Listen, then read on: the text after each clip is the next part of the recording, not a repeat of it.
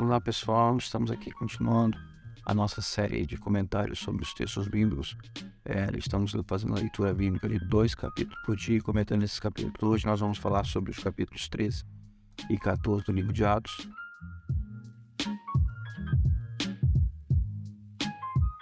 Dando sequência à nossa leitura diária da Bíblia. Esteja conosco, acompanhando a leitura da Bíblia e logo depois ouvindo o comentário. Antes, se você não é inscrito no canal, então se inscreve lá, vai no sininho, marca lá para receber as notificações de todo dia que nós fizemos os vídeos referentes a esse comentário. E no final você coloca lá o seu comentário, gostei ou não gostei. Ok, hoje, como falei antes, nós vamos começar a comentar os capítulos 13 e 14 de Atos. No capítulo 13, Deus começa a mudar o foco da igreja, né? A igreja até então estava fazendo um trabalho firmemente com os apóstolos que presenciaram e testemunharam a ressurreição de Jesus, e principalmente encabeçados por Pedro e João, né? Com a perseguição iniciada por Herodes a Pedro, primeiro com a morte de Tiago, né? E depois com a prisão de Pedro, depois a libertação de Pedro miraculosa, como nós vimos ontem. Pedro foi e se escondeu em lugares para que Herodes não pudesse tomá-lo. Na volta do trabalho que Paulo e Barnabé fizeram,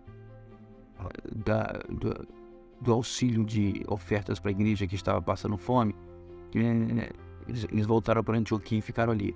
Aí o Espírito Santo, na igreja de Antioquia, levanta Paulo e Barnabé para eles fazerem uma obra missionária. E os irmãos oraram, os irmãos da igreja de Antioquia, onde Paulo e Barnabé estavam. Lembra que na igreja de Antioquia foi que os discípulos foram chamados pela primeira vez de cristãos. Aí envia Paulo e Barnabé para uma obra. Paulo pega um navio junto com Barnabé e vai até a grande ilha de Chipre, que fica no meio do mar Mediterrâneo, ali na Europa, né? Ali ele começa a pregar a palavra. Ele procura fazer o que normalmente eles faziam. Eles vão primeiro nas sinagogas onde os judeus se reuniam e faziam as suas meditações diárias, os seus estudos, né?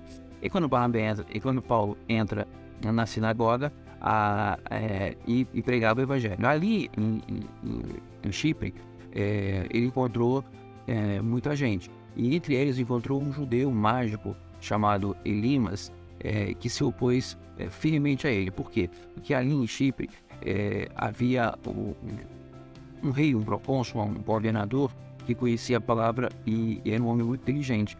E Paulo começou a falar da palavra para aquelas pessoas, e o procônsul, chamado Sérgio Paulo, ouviu e se interessou pela palavra. Elimas era um homem muito próximo a Sérgio Paulo, né? E ele, para defender a sua posição de influência, a sua forma de influência, porque ele era um mágico cheio de mandingas, aquelas coisas tudo, ainda que sendo um judeu, hein? Ele era judeu, mas ele era cheio de magia. E aí, imagino que ele tinha muita influência sobre ele. Eles começaram se opuseram fortemente a Paulo e Barnabé, porque ele tinha medo de perder a influência sobre o procônsul. É toda questão de poder, né? Então, quando você começa a pregar a palavra, você vai encontrar muitas formas de resistência.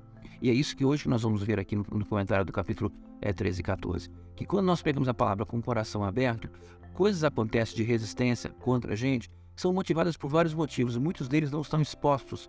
Muitos deles são questões, a maioria deles são questões voltadas às situações cotidianas da carne, que as pessoas se voltam para a carne, para as coisas que tem na carne, e se rebelam contra o Senhor Jesus para não perder os seus privilégios. No caso de Elimas, ele tinha muito medo de perder a influência sobre o governador.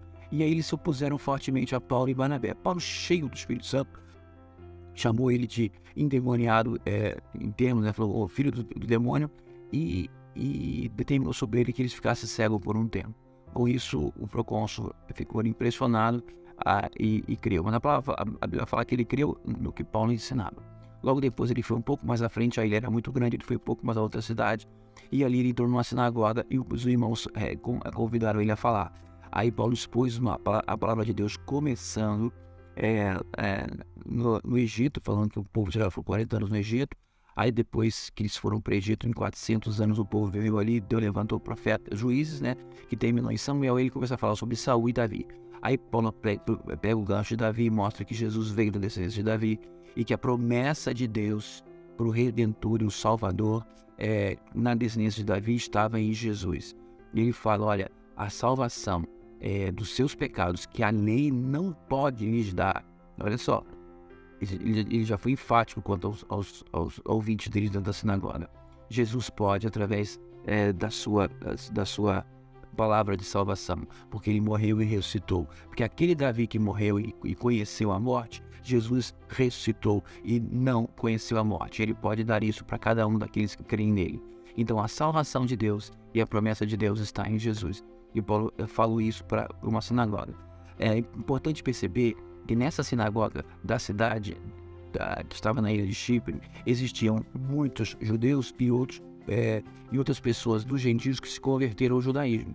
E quando Paulo fala das coisas que a lei não pode livrar vocês, ele estava atingindo diretamente as pessoas dos judeus que não conseguiam ser completamente limpos pela lei, e daqueles gentios que, mesmo fazendo todos os rituais da lei judaica, eles ainda assim eles não eram totalmente limpos, né, segundo as tradições judaicas.